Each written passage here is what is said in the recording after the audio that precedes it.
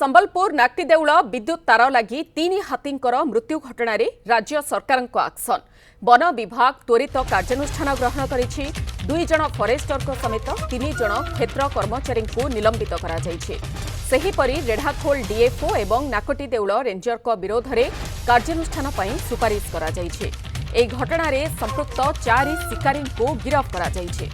विभागीय कर्मचारी अवहेलू एभली अघटन घटिथिबा पीसीसीएफ सुशांत नंद स्पष्ट करने सह गभीर उद्वेग प्रकाश करिसेंते। विद्युत विभाग सह वन विभाग पेट्रोलिंग ठीक भावे करूना। पेट्रोलिंग करी बिछा जाइथिबा विद्युत तार को हटाइबार आवश्यकता थिला। सीसीएफ एवं आरसीसीएफ को घटनार तदंत दायित्व दिया जाइछि।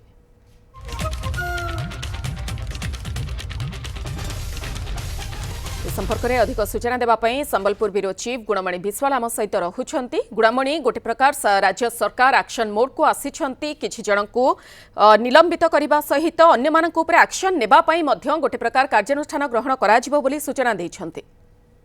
निश्चित देखु जे जिते हाथी मृत्यु होची राज्य हाथी को माने एमती विद्युत तार माने फंदी करी हत्या करा जाउछि। सही समय आपण देखुथिबे जे एभले एक्शन आगर पूर्वरु नजिर नथिला।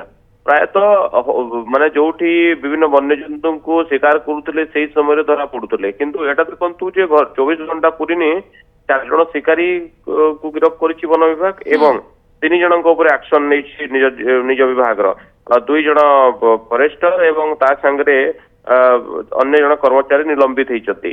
कथा होची केवल वन विभाग एवं जो विद्युत तार जो बसई छाड़िकी विद्युत विभाग किए बर्तमान गिरफ हे। ये प्रश्न उठूची जे विद्युत विभाग कौन निजस्व किसी दायित्व नहीं जे कौ जगह बारहा फाश से जाल बिछाऊँच कौ स्थान में विद्युत चोरी होची ये कौन रोकवा विद्युत विभाग काम नुहे कि।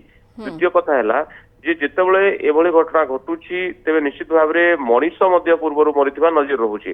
तेबे जो माने विद्युत तार बसौचंती बाराफाश पई सेमाने समाज पई गोटे गोटे कलंक एथि पई कुहाजिबो जे सेमाने वन्य जंतु मारिबा हो बा अन्य कोनोसी उद्देश्य रे सब करूछंती सेतिरे मनीष गाई गोरु जहाँ पड़े समस्त जीवन जाऊँगी। तेज यही घटना आपड़ देखुवे 4 जन स्थानीय लोक गिरफ होती। तेज या पूर्व ट्राक रेकर्ड कौन एमाने केबेठू बराह शिकार कर आसुले। तेज एमाने जितेबाला धरा पड़ते गोटे दृष्टांतमूलक कार्यानुष्ठान नहेले आगामी दिन में यह बंद हम ना।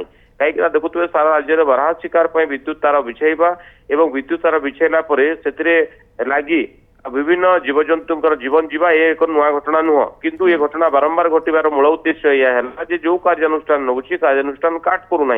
कहीं कार्यानुष्ठान को देखिकी एमाने निश्चित भाव में जंगली जीवजंतु ये सब किसी कांड करुछंती।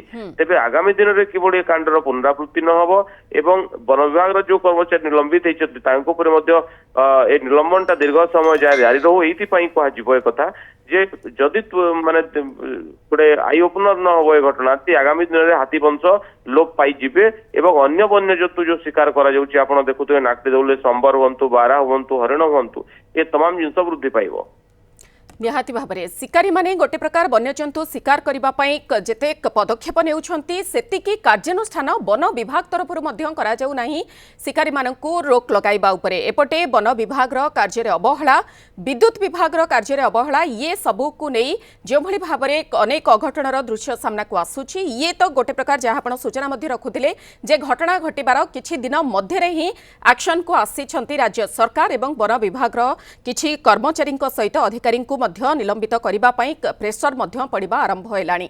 खबर पर नजर रखा बहुत बहुत धन्यवाद। गुणमणि विश्वाल आम सहित रही संबलपुर ब्यूरो चीफ जे संपर्क में अधिक सूचना रखुले।